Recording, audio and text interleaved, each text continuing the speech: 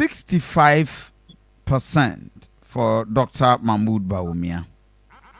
Statistically, we share the highest constituency in your highest vote. 93%. That is the Fijasia Sokore. And you have Mampong giving about 86%. Ejoso 85%. Afuano South 82%. Sa Edidiswa the cause several other areas. How can Dr. Mahmoud Bawumia Bitimia penetrate in Ashanti region? Against the odds of Alan Kojuchra Martin and the Asante factor. Trouble ever come to play in this election here now? Oh, I don't know. No, go 100%. I mean, me. Upper East, Canada, Japan, 23. The entire region. No, northeast. Someone now, Central region, no matter about me. Yes, sir. I'll be coming from more music. Now, Kokasa is travelers. And you're travelers.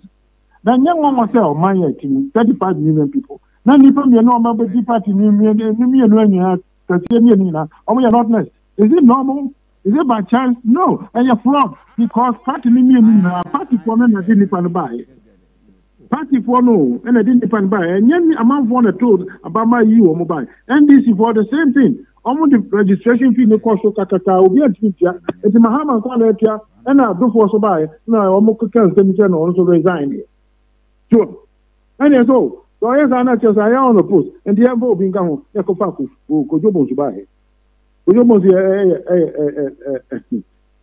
Oh, yeah, there, the nice man that is no match in this instance. Anna, Mahama. Now, I suspect him, I suspect. I don't know for sure. I would like to see the research out here for star registration. Hey, I don't know just what was when Chase came here. Now I'm going to say, I'm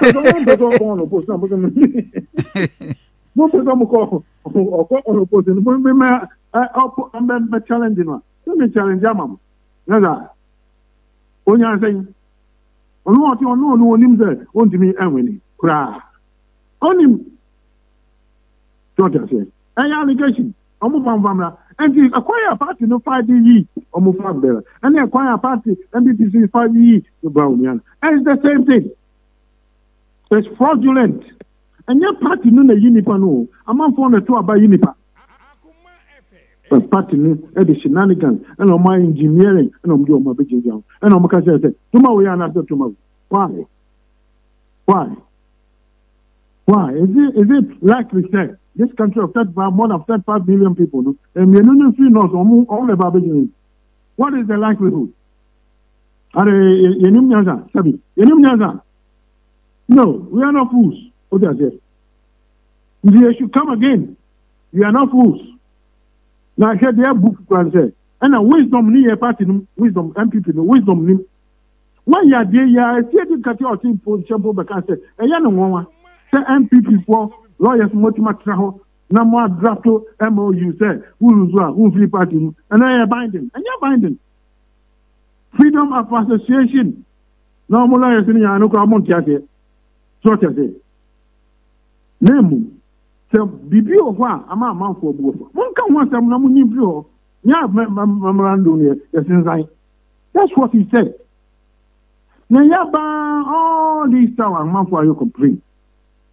And I'm not working. And I'm going on some more. Almost like I can't say, who take and yes, want to be yes, on chance. I've been a movie.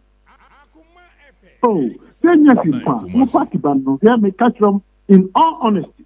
Before the engineering of Baubiano, Alan was a front runner. He was the front runner. What do you say?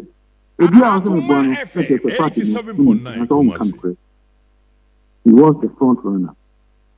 Okay. That's it. You should try one thing. I just change one. Maya deya besi. Na ya baba tuaba.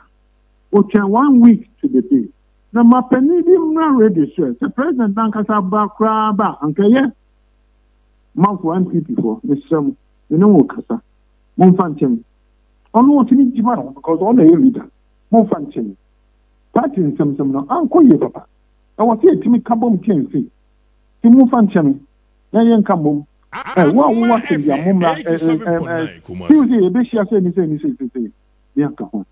Oh, Alan, a body, Mr. and himself and Yambe, into a slow council baby. What do you mean that? Because I'm very wanted. You need wisdom.